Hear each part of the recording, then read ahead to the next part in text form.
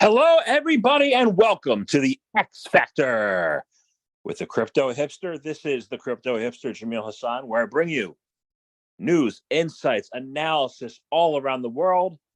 And this is episode 49, season 3, episode 9 for the week ending today.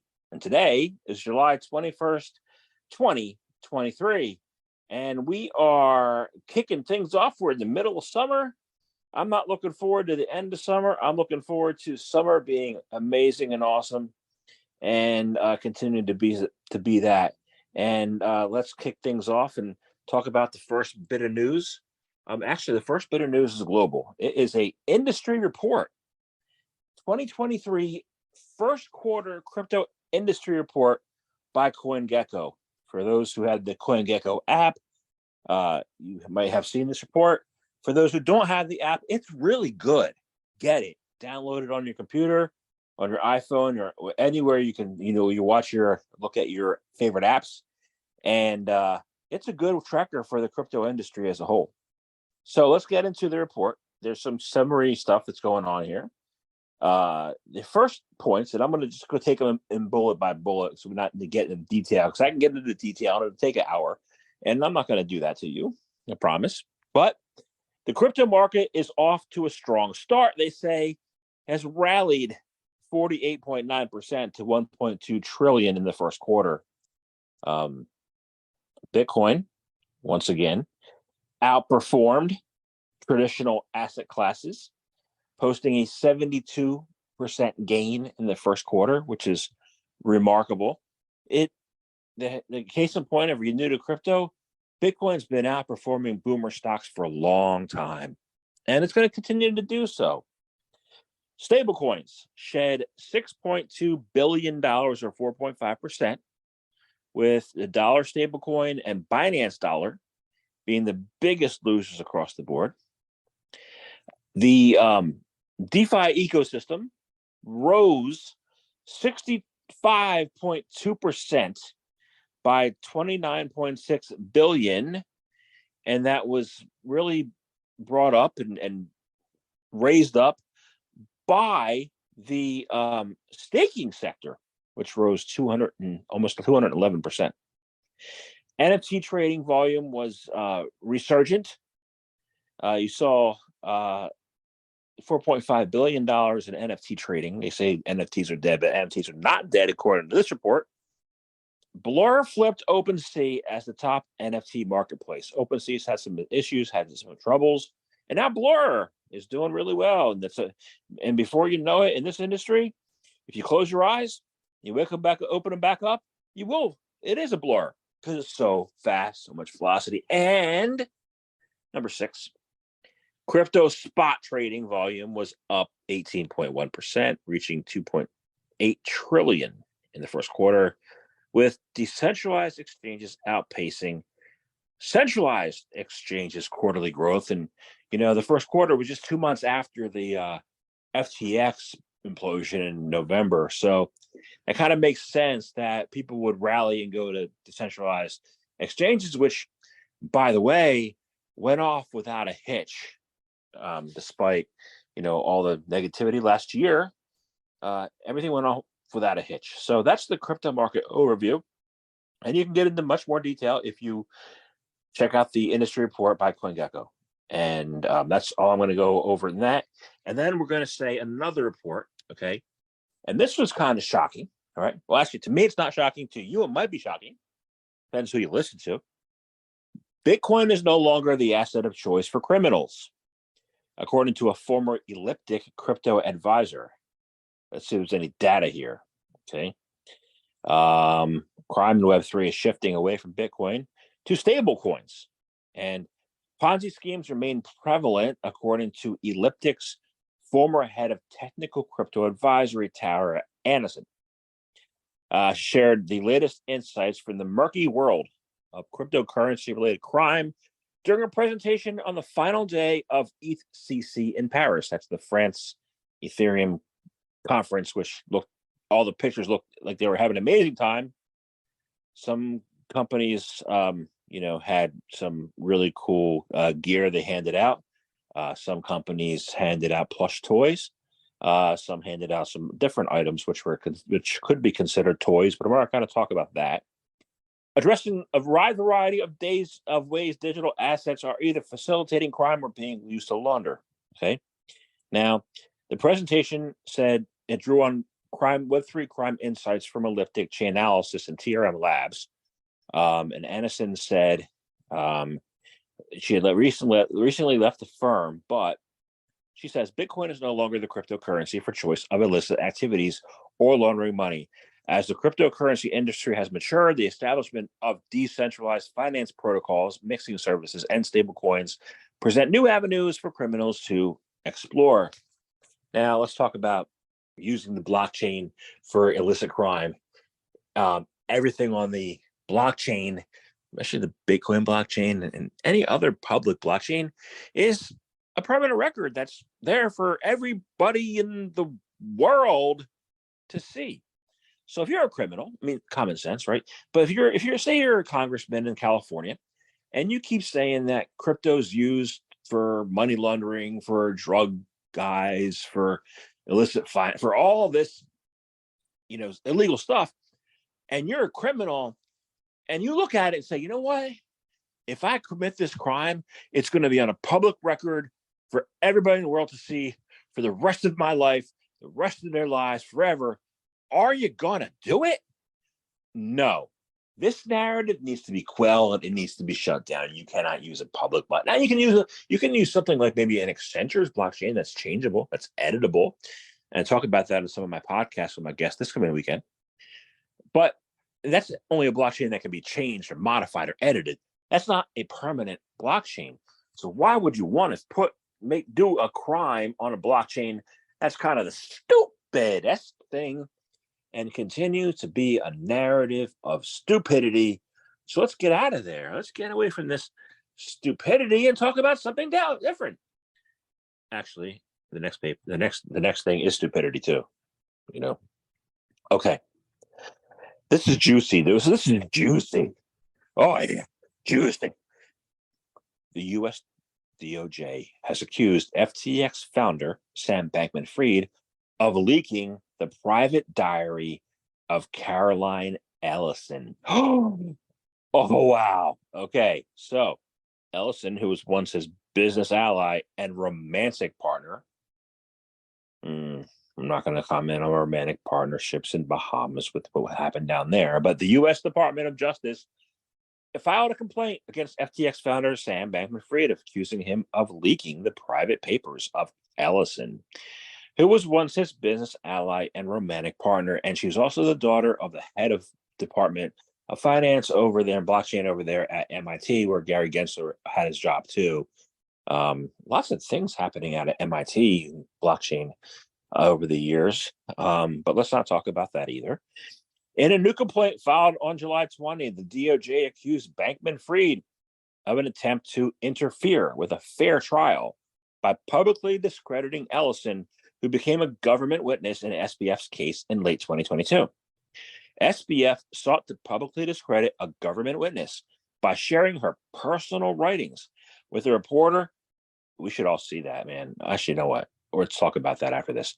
So that those private documents would be featured in an article published by the New York Times on July 20. The U.S. Attorney Damian Williams argued in the complaint. In the diary, Ellison described feeling overwhelmed by her job at Alameda Research, along with other things like the pain from her romantic breakup with SBF and her professional insecurities. So the article didn't indicate who provided the documents to the NYT. It is apparent the documents were shared by Bankman-Fried. Williams said he wrote, when the government learned this week that the article was forthcoming, defense counsel confirmed that the defendant had met with one of the article's authors in person and had shared documents with him that were not part of the government's discovery material. All right, so let's talk about this. We shouldn't talk about this, okay?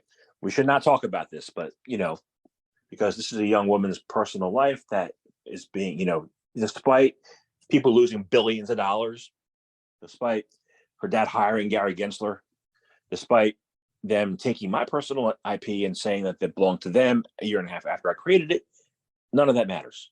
What matters is you have a man, you have a father, you have a daughter, doesn't want to hear about this. Your family doesn't want to hear about this, and we should respect that. I believe we should this, no matter what we like what happened, if we lost money in the FTX, and we lost money listening to Alameda Research, it doesn't matter. We should respect this, and that should not be leaked. And so I'm against it. And I think that you should be too. And let me know your thoughts. So we're gonna go open this article. So this is a big deal. This is a stressful time in people's lives, and we don't need to exacerbate things. So let's not exacerbate things, and let's talk about something that's much more exacerbatable, and that is going to be Fed. The Fed, the money printing place. Fed, multiple spot. Actually, you know what? No, I'm going to talk about this one first. Then we're going to talk about Fed because the Fed's always juicy too. Let's talk about ETFs. That's more pressing than the Fed. We're going to talk about Fed now, Fed later, Fed never. We're going to talk about ETF applications. Multiple spot crypto ETF applications have gone on the Federal Register toward SEC approval. Hey, who we got here? What's going on? Spot Bitcoin exchange traded funds applications from several firms have been published in the Federal Register, moving them one step along in the U.S. SEC Commission's process. They got a process? Oh, I thought it was just sweetheart deals with certain select. No, maybe you do have a process. Oh, maybe I'm wrong. According to records updated July 19, which was 2 days ago, Wednesday, the Federal Register received notices of the proposed rule changes, allowing Bitcoin ETF applications from BlackRock, Fidelity, Invesco Galaxy, VanEck, and WisdomTree. Publishing the applications in the official journal of the U.S. government gives the SEC a window of opportunity to accept or reject the request, extend the time allowed, or open the application for public comment. Well, I'm going to give my public comment in 1 second. Okay, so let's see. Publication in the Federal Register was an expected step following the initial filing of the application in June. Exchanges representing the firms filed amended applications naming crypto firm Coinbase as a surveillance sharing partner. Following reports, the SEC considered the previous filings insufficient. This is my opinion, and I could be wrong. And I hope to God that I am wrong, but knowing Boomer the way that I do, and knowing my experiences at AIG, and knowing all the research I did when I wrote my book Regeneration X, I tell you my opinion, and I could be wrong. And let me know your thoughts, please. Tell me I'm wrong. I think they're going to approve BlackRock, and I think they're going to approve Fidelity, and I think that's it. I think they think they're the institutional players that are the incumbents, and I think the SEC is planning on handing the industry to the incumbents. And why I'm here is I want to see the industry grow because of entrepreneurs and founders. So as long as there's evidence of handing the industry over to incumbents, I'm going to be here to fight the incumbents. So what does that mean? It means that we have a long way to go. And I'm going to be covering this each and every week on the X Factor with the Crypto Hipster for your enjoyment, your pleasure, and to keep you notified and update on what's going on, because I hope to the God of the universe that I am wrong. Okay? But, that means to be seen. And now we're going to talk about Fed now. Okay? Fed now, Fed later, Fed never. Fed Now service has no relation with CBDCs, Federal Reserve clarifies.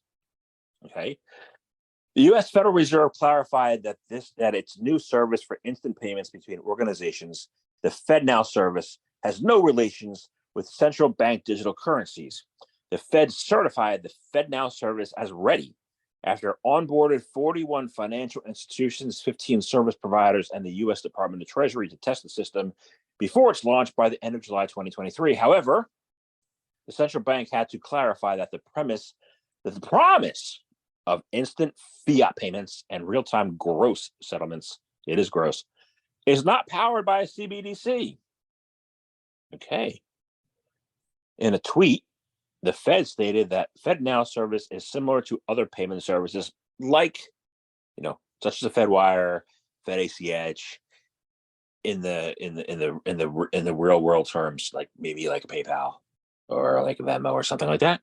The FedNow service is not related to digital currency, they say. It is a payment service that the Federal Reserve is making available for banks and credit unions to transfer funds to their customer or for their customers. Okay, well, that's Fed now, Fed later, Fed never.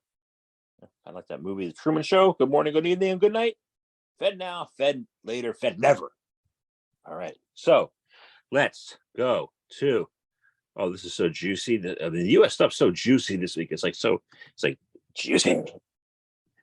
U.S. House Republican Committee members introduced a joint digital assets bill. The Republicans and Democrats work together to write something. Okay.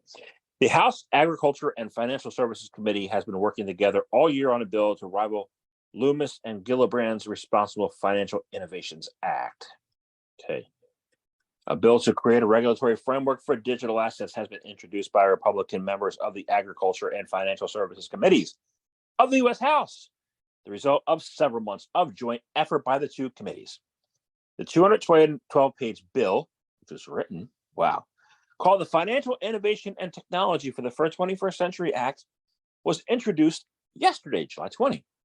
According to an accompanying explainer, it's intended to address regulatory gaps by creating a framework for the specific risks of different digital asset-related services, activities.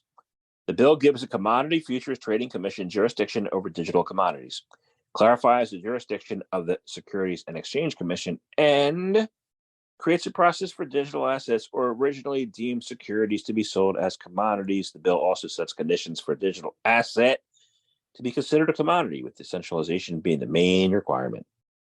Digital asset commodities could be sold on SEC-registered digital asset trading systems. Market participants are subject to new and more comprehensive disclosure requirements and could have registration with both agencies. How's that going to go? Let me know your thoughts. Is it going to pass? Is it going to fail? Are people going to read it? Can they read it? Let's see how it goes, right? Let me know your thoughts. And speaking of a congressman, let's talk about Representative Torres. Richie Torres from New York. All right. Yeah, let's see what he says. On July 13, which was last week, and I should have covered this last week, maybe.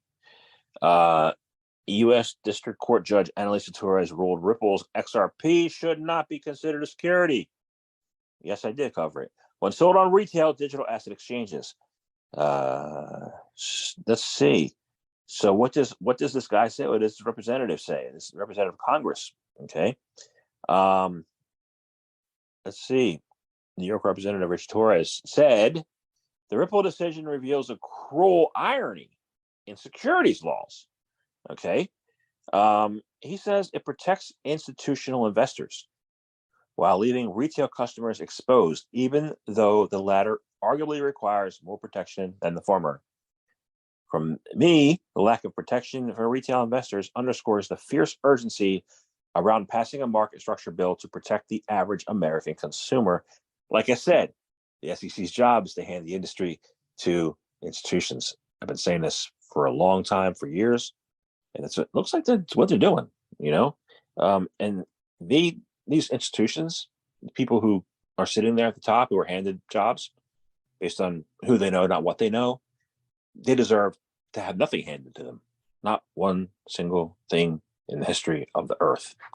All right, so let's see how this goes.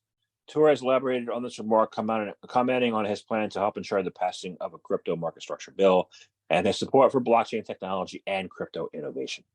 I'm with you, Mr. Torres. I believe retail customers should have protection and not have things handed to institutions and the people who got there because they knew somebody and not because of what they knew. So let's continue talking about the U.S. because the U.S., like I said, is juice. U.S. Justice Department to double its crypto team, target ransomware crimes. Okay. Oh, wow. The United States Department of Justice has said it will double the number of staff on its crypto crime team. Established in 2021, the unit will add to its number of acting prosecutors and get a new leader. On July 20, the DOJ published the remarks made by Principal Deputy Assistant Attorney General Nicole Argentieri at the Center for Strategic and International Studies. In her speech, Argentieri announced the merger of two DOJ teams, the Computer Crime and Intellectual Property Section, CCIPS, and the National Cryptocurrency Enforcement Team, the NCET. After joining the CCIPS, the NCET will continue its activities in investigating and prosecuting criminal offenses involving the abuse of cryptocurrency. Calling the NCET an enormously successful startup, Argentieri emphasized the merger with a larger structure would provide it with new additional resources. What do you think is going to happen with that crime team? Do you want to be part of the crime team? Are you going to apply to be on part of the crime team? And how's it going to go? Let me know your thoughts. Yeah. And then we're going to go out of the USA here and go to Europe. Thank God we're leaving the pond. Let's go zoom rocket ship, as some influencer might say. UK financial watchdog announces launch of permanent digital sandbox in August. Let's see. The United Kingdom's Financial Conduct Authority has announced the launch of Digital Sandbox, aimed at supporting tech firms in the early stages of product development. In a July 20 announcement, the FCA said the Digital Sandbox will become available on a permanent basis starting August 1st. The financial watchdog conducted 2 pilot programs of the initiative, which will be open to businesses, startups, and data providers, including those involved in banking, investment, lending, and payments. All right. The sandbox will allow projects to operate in a test environment to evaluate the products and services largely without unintended side effects impacting the real world. Good. Well, let me know your thoughts. How's that going to go? How's the sandbox going to go? Can you play in a sandbox? Have you ever played in a sandbox? And, do you like sand? Let's see. The UK government rejects lawmakers' call to treat crypto like gambling, because it's really not gambling unless you don't know what you're doing. If you don't know what you're doing, then everything's a gamble. Are you going to hand your money to buy boomer bonds called debt, called corporate bonds, when they don't know what they're doing, and then you don't know what you're doing? You're going to buy stocks when the company doesn't know what they're doing and you don't know what you're doing? So they say crypto's not gambling. I agree, unless you don't know what you're doing, then any kind of thing on the earth is gambling. Okay, so let's see. The UK government has rejected a proposal made by the House of Commons Treasury Committee to regulate crypto retail trading in the same way overseas gambling, highlighting that it firmly disagrees with the committee's stance. A panel of British lawmakers called for regulating the UK crypto market similar to gambling in May.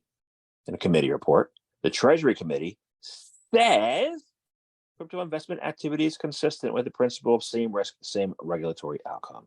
Well, if you don't know what you're doing, you're better off buying a scratch off. Let me know your thoughts. Should you buy a scratch off? Should you gamble? What is gambling? And don't buy what you don't know.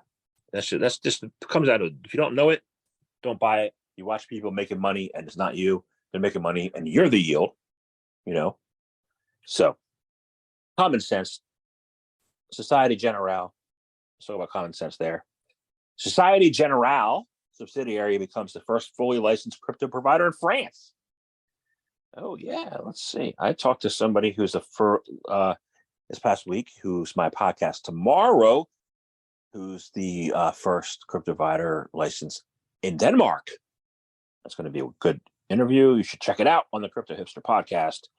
But for this thing, we're talking about Societe Generale. Forge, which is a subsidiary of Societe Generale, the third largest bank in France, became the first company to obtain the highest access license for providing crypto services in the country, a prerequisite for numerous service activities. The provider will have a right to custody digital assets, to purchase and sell them, for legal tender, and trade them against each other. And the local media, Autorité des Marchés Financiers, said the accreditation represents the highest level of regulatory certification currently possible for digital asset transactions in France. How's that going to go? Let me know your thoughts. Should we send him an email, congratulate him? And if we do, who is going to receive that email? Okay. Europe, one last article in Europe is Russian CBDC by 2025. What is happening with the digital ruble? Ruble. The Central Bank of the Russian Federation, CBR, Central Bank Digital Currency, CBDC project has been developing rapidly. The first news about the initiative appeared in 2020 and a regulatory bill was introduced in 2022, which has now passed through its final reading in the parliament's lower chamber, the Duma. However, the final rollout of the digital ruble among the general public will not happen until 2025 through 2027, as CBR First Deputy Governor Olga Skorobogatova recently revealed. The timeline looks optimistic in the global context, and they say, according to a PwC report, only about 24 CBDCs may be live by 2030, but for a country actively seeking ways to trade internationally under heavy financial sanctions, such timing may feel relatively slow. How's that going to go? How's it going to work? Let me know your thoughts on the Russian ruble. Asia. We go to Asia. China. China's digital yuan nears $250 billion in transaction volume, according to the central bank governor. Nearly $250 billion worth of transactions have taken place using China's digital yuan in the 1.5 years since the start of its pilot. The country's central bank governor has claimed on July 19, People's Bank of China Governor Yi Gang told a conference in Singapore that its central bank digital currency transacted 1.8 trillion yuan as of the end of June.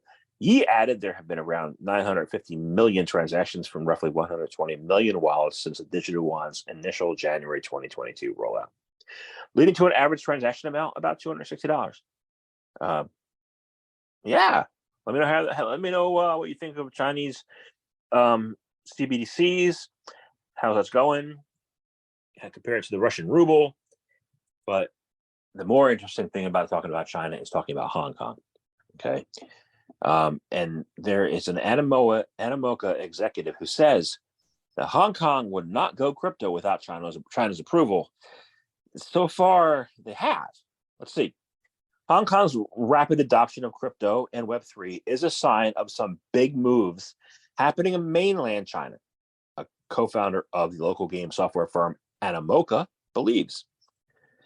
The current crypto trend in Hong Kong is not really just about the city-state, but about wider China, despite mainland China banning crypto, according to the co-founder Yat Xiao.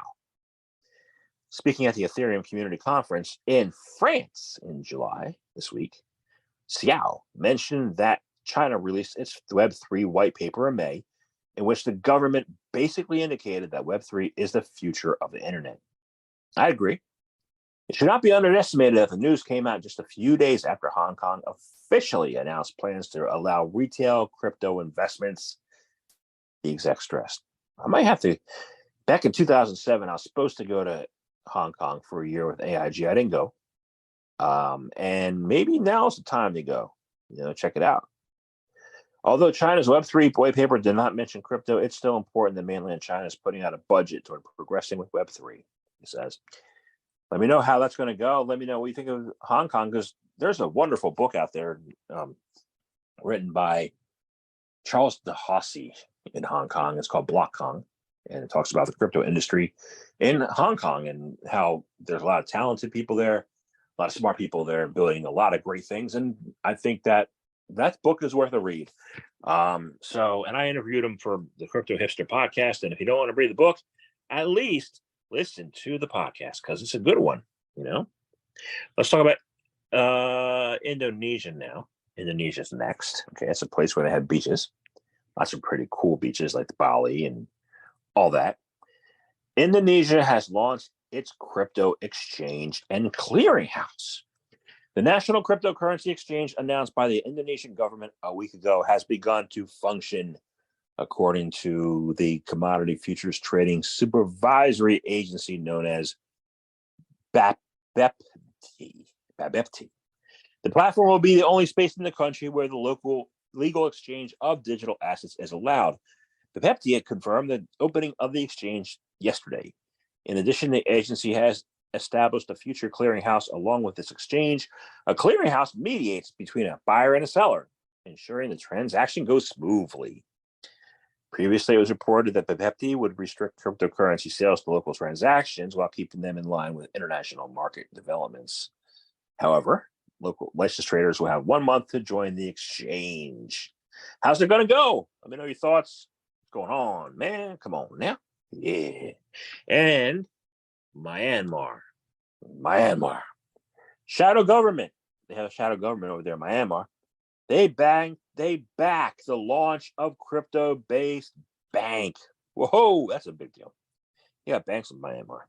Myanmar's first entirely crypto-based banking institution has announced a soft launch for July 22nd, which is tomorrow, Saturday, a move that could see the country's shadow government given greater access to financial services and funding. The Spring Development Bank is named after the Spring Revolution, the opposition movement led by Myanmar's exiled National Unity Government against the ruling State Administration Council, a militia junta that seized control of the country in February 2021. Wow. The bank's target demographic isn't just the 55 million Burmese living in Myanmar, but also the 2 million strong Burmese diaspora who live and work outside of Myanmar and frequently send money back to the country. Constructed on Polygon network, the bank's main goal is to make both domestic and international payments faster and more efficient, as well as offer international access to a brand array of financial products. So we're in the US, the SEC calls Polygon a security. In Myanmar, it's a platform for a bank. It's a blockchain used for a bank. You have a lot of different definitions of crypto all over the world, and none of them talk to each other.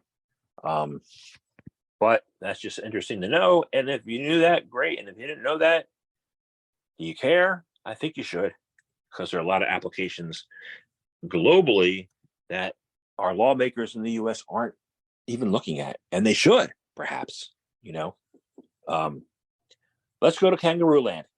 Australia's financial regulator cancels license for FTX's local entity. Okay. The Australian Financial Services Regulator has finally canceled the financial license of FTX Australia, the bankrupt crypto exchange's local subsidiary. Wednesday, the Australian Securities and Investments Commission announced the cancellation, which took effect July 14. FTX Australia will still be allowed to provide limited financial services while it wraps up dealings with clients until next year. It will still be bound to make arrangements for compensating clients until that time. The regulator said FTX Australia had around 30,000 retail clients and serviced 132 local companies. Let me know your thoughts. And then we have one place left to go. We're going to go to Kuwait. My roommate in college, my second year at Virginia Tech, he was from Kuwait. He and his brother were from Kuwait. Kuwait was always known as a big banking hub, a big financial technology hub in the Middle East. It's a small country, but it is a powerhouse. Okay. So let's look at this powerhouse. Let's look at what's saying about this powerhouse. And I believe that these guys are still, my former roommate's still a banker. I believe that. Kuwait bans crypto and virtual asset transactions. Okay. I got to give them a call. The state of Kuwait is the latest jurisdiction to ban virtually all operations involving cryptocurrencies like Bitcoin. On Tuesday this week, Kuwait's main financial regulator, the Capital Markets Authority, CMA, issued a circular on the supervision and issuance of virtual assets in the country. In the circular, the CMA confirmed the commitment to absolute prohibition, not prohibition. That's not how it'll work. Come on, man. Absolute prohibition on major use cases and operations involving crypto, including payments, investments, and mining. The circular also bans local regulators from issuing any licenses, allowing firms to provide virtual asset services as a commercial business. In the meantime, securities and other financial instruments regulated by the Central Bank of Kuwait and the CMA are excluded from the latest prohibitions. Whoa. The CMA also require customers to maybe cautious and aware of risks with virtual assets that, they don't carry legal status and are not supported in Kuwait. Kuwait, you're not making choices that are great. I don't know what why you guys want to put yourself behind the gate. It ain't great. Anyway, I'm late. And that's the news for the week. Thank you everybody for tuning in to the X Factor with the Crypto Hipster, episode 49, July 21st. I hope everybody has an absolutely amazing, beautiful, gorgeous, wonderful weekend. And I'll catch you next Friday and each and every Friday. Enjoy. Have an awesome week.